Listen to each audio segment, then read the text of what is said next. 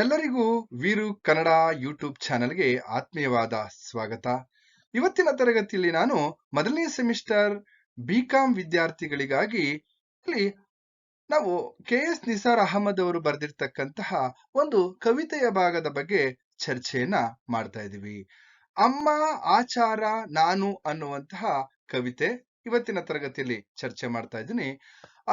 ಹಾಗೇನೆ ಅದಕ್ಕಿಂತ ಮುಂಚೆ ಇನ್ನೂ ಕೂಡ ನನ್ನ ಚಾನೆಲ್ ಅನ್ನ ಸಬ್ಸ್ಕ್ರೈಬ್ ಮಾಡ್ಕೊಂಡಿಲ್ಲ ಅಂತಂದ್ರೆ ಸಬ್ಸ್ಕ್ರೈಬ್ ಮಾಡ್ಕೊಳ್ಳಿ ಅಂತ ಹೇಳ್ತಾ, ಹಾಗೇನೆ ನಿಮ್ಮ ಎಲ್ಲೋ ಒಂದ್ ಕಡೆ ನಿಮ್ಮ ಸ್ನೇಹಿತರು ಅಥವಾ ಯಾರು ಮೊದಲನೇ ಸೆಮಿಸ್ಟರ್ ಬಿಕಾಮ್ ಅನ್ನ ಓದ್ತಾ ಇದ್ದಾರೆ ಅಥವಾ ಈ ಒಂದು ಕವಿತೆ ಯಾರಿಗೆ ಇದೆ ಅಥವಾ ಯಾರಿಗೆ ಅನ್ವಯಿಸುತ್ತೆ, ಯಾರಿಗ ಉಪಯೋಗ ಆಗುತ್ತೆ ಅವ್ರೆಲ್ರಿಗೂ ಕೂಡ ಶೇರ್ ಮಾಡಿ ಅಂತ ಹೇಳ್ತಾ, ಇವತ್ತಿನ ತರಗತಿಯಲ್ಲಿ ನಾವು ಅಮ್ಮ ಆಚಾರ ನಾನು ಅನ್ನುವಂತಹ ಒಂದು ಕವಿತೆಯ ಬಗ್ಗೆ ಸುದೀರ್ಘವಾಗಿ ಚರ್ಚೆಯನ್ನ ಮಾಡೋಣ.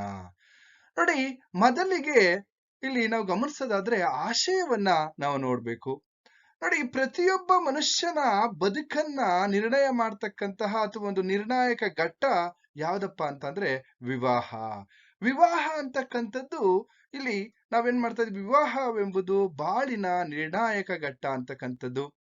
ಹಾಗೇನೆ ಮದುವೆಯ ಬಗ್ಗೆ ಪ್ರತಿಯೊಬ್ಬ ಮನುಷ್ಯನು ತನ್ನದೇ ಆದಂತಹ ಆಸೆ ಆಕಾಂಕ್ಷೆಗಳು ಆಶೋತ್ತರಗಳನ್ನ ಅವನು ಕಟ್ಕೊಂಡಿರ್ತಾನೆ.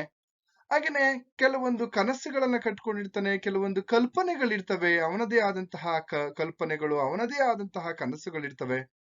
ಅವೆಲ್ಲವೂ ಕೆಲವು ಪೂರ್ಣಗೊಳ್ಳುತ್ತವೆ, ಕೆಲವು ಬಯಕೆಗಳು ಕೆಲವು ಹಂತದಲ್ಲೇ ಇಲ್ಲಿ ಉಳಿಯುವಂತಹ ಸಾಧ್ಯತೆಗಳು ಕೂಡ ಇರ್ತವೆ ಬದುಕಿನಲ್ಲಿ ಅಂತಕ್ಕಂಥದ್ದು.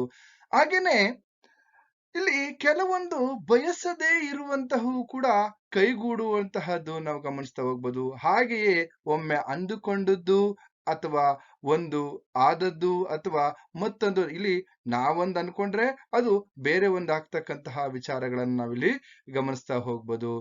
ಅಥವಾ ತಾನೊಂದು ಬಗೆದರೆ ದೈವ ಒಂದು ಬಗೆಯುವುದು ಅನ್ನುವಂತಹ ಒಂದು ಗಾದೆ ಮಾತಿನಂತೆ ನಾವೇನ್ ಅನ್ಕೊಳ್ತೀವೋ ಅದು ಆಗದೇ ಇಲ್ಲ, ಅದು ಇನ್ನು ಬೇರೆ ವಿಚಾರಗಳಾಗ್ತವೆ ಅಂತಕ್ಕಂಥದ್ದನ್ನ ಗಮನಿಸ್ತಾ ಹೋಗ್ಬೋದು. ಇದೆಲ್ಲವನ್ನ ಗಮನಿಸ್ತಾ ಇಲ್ಲಿ ಅಮ್ಮ ಆಚಾರ ನಾನು ಅನ್ನುವಂತಹ ಕವಿತೆಯ ಹಿನ್ನೆಲೆಯಲ್ಲಿ ನಾವು ಗಮನಿಸೋದಾದ್ರೆ, ನೋಡಿ, ಇಲ್ಲಿ ನಿರೂಪಕರು ಅನೇಕ ಕನಸುಗಳನ್ನ ಕಟ್ಕೊಂಡಿರ್ತಾರೆ. ಆ ಕಟ್ಕೊಂಡಿದ್ದಂತ ಸಂದರ್ಭದಲ್ಲಿ ಇಲ್ಲಿ ನಾವು ಅನುಸರಿಸ್ತಾ ಇರ್ತಕ್ಕಂತಹ ಸಂಪ್ರದಾಯ ಪರಂಪರೆಗಳು ಈ ಪಾತ್ರಗಳಲ್ಲಿ ಎಲ್ಲೋ ಒಂದ್ ಕಡೆ ಮುಖ್ಯವೆನಿಸುತ್ತದೆ. ಅಂತೆಯೇ ಹಲವು ಬಾರಿ ನಾವು ಎತ್ತವರ ನಿರ್ಧಾರಗಳು, ಇಲ್ಲಿ ನಿರೂಪಕರು ಕೂಡ ಅಷ್ಟೇನೆ, ಎತ್ತವರ ನಿರ್ಧಾರಗಳು ನಿರೂಪಕರ ಆಶೋತ್ತರಗಳನ್ನ ಎಲ್ಲೋ ಒಂದ್ ಕಡೆ ಅಥವಾ ಇಲ್ಲಿ ಕೆಲವೊಂದು ತಂದೆ ತಾಯಿಗಳ ಈ ನಿರ್ಧಾರಗಳ ಮುಂದೆ ಮಕ್ಕಳ ಕನಸುಗಳು ಮೌನ ತಾಳುವಂತಹದ್ದು ಕೂಡ ನಾವು ಗಮನಿಸ್ತಾ ಹೋಗ್ಬೋದು. ಹಾಗಾದ್ರೆ ಇದೆಲ್ಲ ವಿಚಾರಗಳನ್ನ ಕವಿತೆಯ ಹಿನ್ನೆಲೆಯಲ್ಲಿ ಗಮನಿಸ್ತಾ ಹೋಗೋಣ. ಹಾಗೇನೆ ಈ ಕವಿತೆಯನ್ನ ಓದ್ತಾ ಹಾಗೆ ಅದ್ರ ಜೊತೆಗೆ ಇಲ್ಲಿ ಕೆಲವೊಂದು ವಿಚಾರಗಳನ್ನ ತಿಳ್ಕೊಳ್ತಾ ಹೋಗೋಣ. ಏನ್ ಹೇಳುತ್ತೆ ಅಲ್ಲಿ ಬರ್ತಕ್ಕಂತಹ ಸಾಲುಗಳು, ಯಾವ ಒಂದು ವಿಚಾರಗಳ ಬಗ್ಗೆ ಮಾತನಾಡ್ತಾ ಇದ್ದೇವೆ ಅನ್ನೋದನ್ನ ಗಮನಿಸ್ತಾ ಹೋಗೋಣ. ನೋಡಿ, ಇಲ್ಲಿ ನಿರೂಪಕರೇ ಮಾತನಾಡ್ತಾ ಇರ್ತಕ್ಕಂಥದ್ದು ಅಥವಾ ಹೇಳ್ತಾ ಇರ್ತಕ್ಕಂಥದ್ದನ್ನ ಗಮನಿಸ್ತಾ ಹೋದ್ರೆ, ನನ್ನ ಮದುವೆಗೆ ಮುಂಚೆ 10 ಹೆಣ್ಣುಗಳ ನೋಡಿ ನಮ್ಮಮ್ಮ. ನನ್ನ ಮದುವೆಗೆ ಮುಂಚೆ 10 ಹೆಣ್ಣುಗಳ ನೋಡಿ ನಮ್ಮಮ್ಮ ಒಬ್ಬೊಬ್ಬರನ್ನು ಕೂಡ ತನ್ನ ಒಪ್ಪಿಗೆಯ ಓರೆಯಲ್ಲಿ ಅರೆದು, ಅವಳು ಹಾಗೆ ಇವಳು ಹೀಗೆ, ಹಾಗೆ ಇನ್ನೊಂದ್ ಕಡೆ ಆಕೆಗಿಂತ ವಾಸೆಕಾಗೆ, ಆಕೆ ಇಲ್ಲೆಲ್ಲ ಒಂದ್ ಕಡೆ ಎಲ್ಲ ಸರಿ ಆದರೆ ಉದ್ದ ನಾಲಿಗೆ, ಒಬ್ಬಳು ಇಲ್ಲಿ ಲಂಕಿಣಿಯ ಹಾಗೆ ಇನ್ನೊಬ್ಬಾಕೆ ಜಿರಾಪಿಣಿ, ಒಬ್ಬಳು ನಿಂತರೆ ಬೆದರು ಬೊಂಬೆಯ ತರಹ ಇನ್ನೊಬ್ಬಳ ಹಲ್ಲು ಮಕ್ಕಳ ಬರಹ, ಒಬ್ಬಳು ನಿಂತರೆ ಬೆದರು ಬೊಂಬೆಯ ತರಹ ಇನ್ನೊಬ್ಬಳ ಹಲ್ಲು ಮಕ್ಕಳ ಬರಹ, ಹಾಗೇನೆ ಎಂದೆಲ್ಲ ಹಚ್ಚಿ ಬಿರುದು. ನೋಡಿ, ನಿರೂಪಕರ ಒಂದು ವಿವಾಹದ ಸಂದರ್ಭದಲ್ಲಿ ಅಥವಾ ಅವರಿಗೆ ಮದುವೆ ಮಾಡುವ ಸಂದರ್ಭದಲ್ಲಿ ಅವರ ಅಮ್ಮ ಇಲ್ಲಿ ಹೆಣ್ಣನ್ನ ನೋಡುವಂತಹ ಅಥವಾ ಹುಡುಗಿಯನ್ನ ನೋಡುವಂತಹ ಸಂದರ್ಭದಲ್ಲಿ ಹೇಗೆಲ್ಲ ಅಲ್ಲಿ ನೋಡ್ತಕ್ಕಂತಹ ಹೆಣ್ಣು ಮಕ್ಕಳ ಬಗ್ಗೆ ಯಾವ ರೀತಿ ಅವರನ್ನ ಹೆಣ್ಣು ಮಕ್ಕಳನ್ನ ಟೀಕಿಸ್ತಾ ಇದ್ದಾರೆ ಅನ್ನೋದನ್ನ ನಾವಿಲ್ಲಿ ಗಮನಿಸ್ತಾ ಹೋಗ್ಬೋದು. ನೋಡಿ, ನಿರೂಪಕರಿಗೆ ತನ್ನ ತಾಯಿ ಇಲ್ಲ ಒಂದ್ ಕಡೆ ಮದುವೆ ಮಾಡುವಂತಹ ಸಂದರ್ಭ, ಈ ಮದುವೆ ಮಾಡುವಂತಹ ಸಂದರ್ಭದಲ್ಲಿ ಹೇಗೆ ಅಲ್ಲಿ ಆ ಹೆಣ್ಣುಗಳನ್ನ ಯಾವ ರೀತಿ ಟೀಕಿಸ್ತಾ ಹೋಗ್ತಾರೆ ಅನ್ನೋದ್ರ ಬಗ್ಗೆ ನಾವು ಚರ್ಚೆಯನ್ನ ಮಾಡೋಣ. ನೋಡಿ, ಇಲ್ಲೊಂದ್ ಕಡೆ ಹೇಳ್ತಾ ಇದ್ರೆ ಸುಮಾರು ಆ ಮದುವೆಗೆ ಮುಂಚೆ 16 ಹೆಣ್ಣುಗಳನ್ನ ನೋಡ್ತಾ ಹೋಗ್ತಾರೆ ನಿರೂಪಕರ ತಾಯಿ.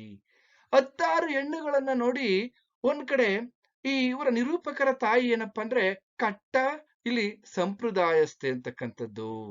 ಹಾಗೇನೆ ಒಂದ್ ಕಡೆ ಎಷ್ಟರ ಮಟ್ಟಿಗೆ ಇವರ ಸಂಪ್ರದಾಯ ಅಂತ ಹೇಳಿದ್ರೆ ಹಳೆಯ ಪದ್ಧತಿ ಮತ್ತೆ ಸಂಪ್ರದಾಯ ಆಚರಣೆಯ ಒಂದು ಧಾರ್ಮಿಕ ನಂಬಿಕೆಗಳ ಬಗ್ಗೆ ತುಂಬಾ ನಂಬಿಕೆಯನ್ನ ಇಟ್ಕೊಂಡಿರ್ತಕ್ಕಂಥವ್ರು.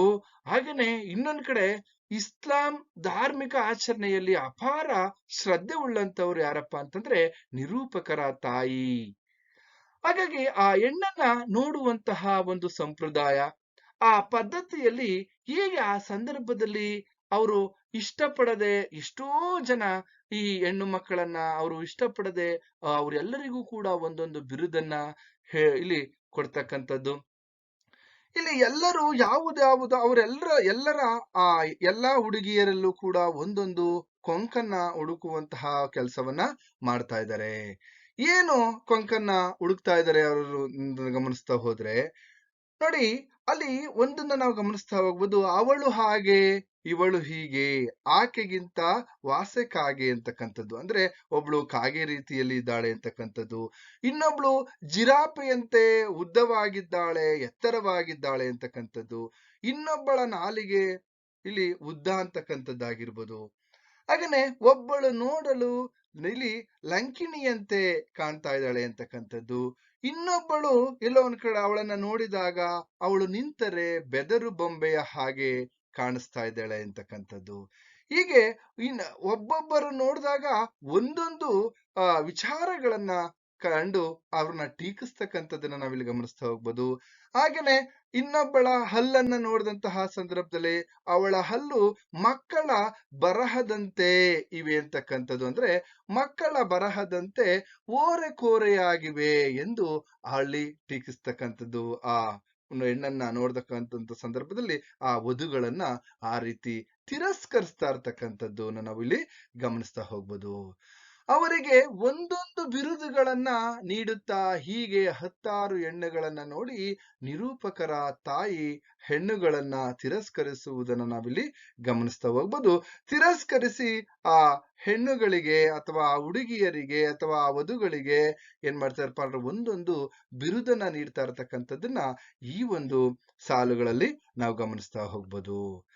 ಹಾಗೆ ಮುಂದುವರೆದಂತೆ ನಾವು ನೋಡೋದಾದ್ರೆ ಇದರಿಂದ ಬೇಸತ್ತಂತಹ ನಿರೂಪಕರು ಅವ್ರು ಏನ್ ಮಾಡ್ತಾ ಇದಾರೆ, ಸ್ವಲ್ಪ ದಿವಸ ನೋಡಿ, ಬಹಳ ದಿನ ಅವಿವಾಹಿತನಾಗಿಯೇ ಉಳಿದೆ ಅಮ್ಮನನ್ನ ಮನಸಾರೆ ಹಳೆದೆ. ಅಮ್ಮ ಕಟ್ಟ ಸಂಪ್ರದಾಯಸ್ಥೆ. ಇಲ್ಲಿ ಕುರಾನು, ನಮಾಜು, ರಂಜಾನಿನ ಉಪವಾಸ, ಧಾರ್ಮಿಕ ಆಚರಣೆಗಳಲ್ಲಿ ಏಳತೀರದ ಹಸ್ತೆ. ಬೂರ್ಖ ತೊಡದೆ ಬೀದಿಯಲ್ಲಿ ಹಾದು ಹೋಗುವ ನಮ್ಮವರು ಈ ಹೆಣ್ಣುಗಳ ಕಂಡು ಕಿಡಿಕಿಡಿಯಾಗಿ. ಬೂರ್ಖ ತೊಡದ ಇಲ್ಲಿ ಬೀದಿಯಲ್ಲಿ ಹಾದು ಹೋಗುವ ನಮ್ಮವರ ಹೆಣ್ಣುಗಳ ಕಂಡು ಕಿಡಿಕಿಡಿಯಾಗಿ ಹೆಚ್ಚು ಕಲಿತ ಬಜಾರಿಗಳ ಹಣೆಬರಹವೇ ಇಷ್ಟು. ದೇವರು ಧರ್ಮಗಳ ಭಯವಿರದೆ ಎಳ್ಳಷ್ಟು.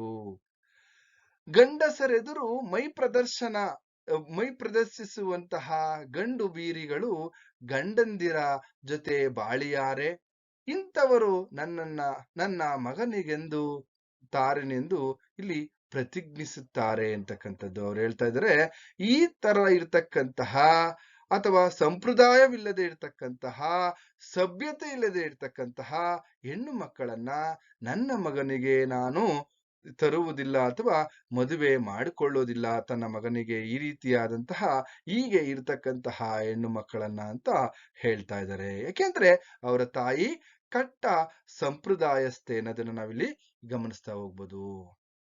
ನೋಡಿ, ನಾನು ಆಗ್ಲೇ ಹೇಳ್ದಾಗೆ ನಿರೂಪಕರು ಸುಮಾರು ದಿವಸಗಳ ಕಾಲ ಅವರು ನಿರಾಶಾದಾಯಕರಾಗಿ ಬಹಳ ದಿನಗಳವರೆಗೆ ಅವಿವಾಹಿತರಾಗಿಯೇ ಉಳಿಯುತ್ತಾರೆ, ಅಂದ್ರೆ ಬ್ರಹ್ಮಚಾರಿಯಾಗಿಯೇ ಉಳಿಯುತ್ತಾರೆ.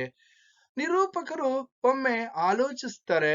ಆ ಆಲೋಚನೆ ಮಾಡಿದಂತಹ ಸಂದರ್ಭದಲ್ಲಿ ಪಾಪ ಅಮ್ಮನಿಗೆ ಈ ಕುರಾನು, ನಮಾಜು ಎಂದರೆ ಎಲ್ಲಿಲ್ಲದಂತಹ ಪ್ರೀತಿ. ನೋಡಿ, ತನ್ನ ಮಗನಿಗೆ ತಾಯಿಯ ಮನಸ್ಸು ಅರ್ಥವಾಗ್ತಾ ಇದೆ. ಅಯ್ಯೋ ಪಾಪ, ನನ್ನ ತಾಯಿಗೆ ಈ ಇಸ್ಲಾಂ ಧಾರ್ಮಿಕ ಆಚರಣೆಗಳಂದ್ರೆ ಎಲ್ಲಿಲ್ಲದಂತಹ ಒಂದು ಪ್ರೀತಿ.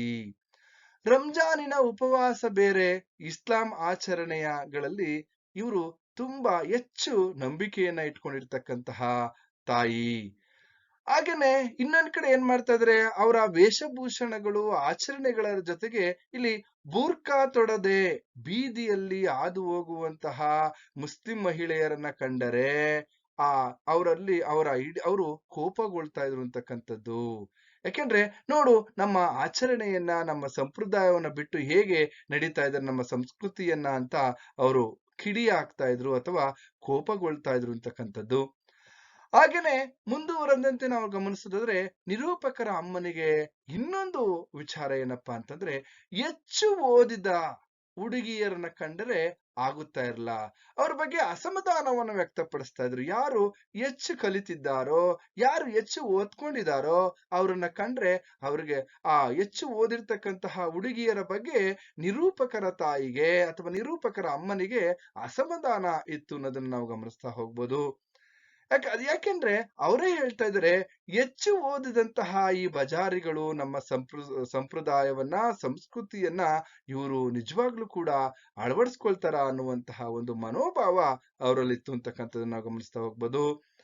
ಹಾಗೇನೆ ಇನ್ನೊಂದ್ ಕಡೆ ನಿರೂಪಕರಿಗೆ ಈ ವಿಚಾರಗಳೆಲ್ಲವೂ ಗೊತ್ತಾದ್ಮೇಲೆ ಇಲ್ಲಿ ಸ್ತ್ರೀಯರು ಅವ್ರೇನ್ ಮಾಡ್ತಾ ಇದ್ರಪ್ಪ ಅಂದ್ರೆ, ಸ್ತ್ರೀಯರಿಗೆ ದೇವರ ಬಗ್ಗೆ ಅಥವಾ ಈ ವಿದ್ಯಾವಂತ ಸ್ತ್ರೀಯರಿಗೆ, ವಿದ್ಯಾವಂತ ಮಹಿಳೆಯರಿಗೆ ದೇವರ ಬಗ್ಗೆ, ಧರ್ಮದ ಬಗ್ಗೆ ಭಯವಿರುವುದಿಲ್ಲ ಅಂತಕ್ಕಂಥದ್ದು, ಗೌರವ ಇರುವುದಿಲ್ಲ ಅಂತಕ್ಕಂಥ ವಿಚಾರಗಳನ್ನ ಇಲ್ಲಿ ಗಮನಿಸ್ತಾ ಹೋಗ್ಬೋದು. ಹಾಗೇನೆ ಇನ್ನೊಂದ್ ಕಡೆ ಗಂಡಸಿನ ಎದುರು ಮೈ ಪ್ರದರ್ಶನ ಮಾಡುವ ಗಂಡು ಬೀರಿಯರು, ಇವರು ಗಂಡಂದಿರ ಜೊತೆ ಇವರು ಬದುಕನ್ನ ನಡೆಸ್ತಾರ, ಜೀವನವನ್ನ ಮಾಡುತ್ತಾರ ಇವರು, ಅಥವಾ ಜೀವನವನ್ನ ನಡೆಸ್ತಾರ ಅನ್ನುವಂತಹ ಒಂದು ವಿಚಾರವನ್ನ ಅವರು ಅಲ್ಲಿ ಹೇಳ್ತಾ ಇದ್ದಾರೆ.